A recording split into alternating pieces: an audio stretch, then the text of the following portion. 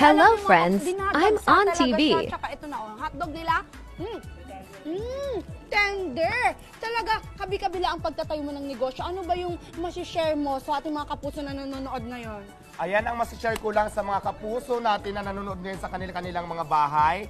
Huwag kayo sumuko sa hamon ng buhay kasi pag sumuko kayo, hindi nyo matatamo yung mga pangarap na gusto nyo. Kung dumapa man kayo ngayon, bumangon ulit at lalo nyo panggalingan. Yan po ang ginawa ni Diwata mismo, ni Diwata Talagang Paris. nakakabilib ka. Pero dumating ka sa point, di ba, naka-receive ka ng mga fans, ay negative na comments. Ano ang naging epekto sa'yo nito? Wala, Didma. Kasi as long as na wala tayong ginagawang masama, hindi tayo namimiruwisyo, nakakatulong pa tayo, Didma, ako sa mga ganyan. Deadma ka lang, Maninigative ganun mo people, yun lahat. opo. Nagsimula ka sa baba hanggang sa dumating ka sa kung saan ka man ngayon.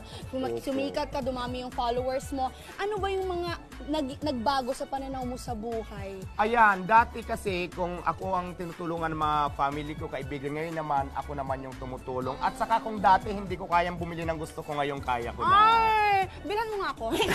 At syempre natutuwa ako kasi ang dami-dami kong natutulungan ng Diwata Paris na mga tao na umaasa lang din dyan, ng mga empleyado ko. So malaking bagay at na This maraming is me salamat. eating Marami breakfast. siyang natutulungan. Tsaka tingnan nyo naman yung mga customers dito. Busog na. Hala, ubos na yung ano nila. She's going to get my review about the food. Masarap ba yung ano ni masarap ba yung ano ni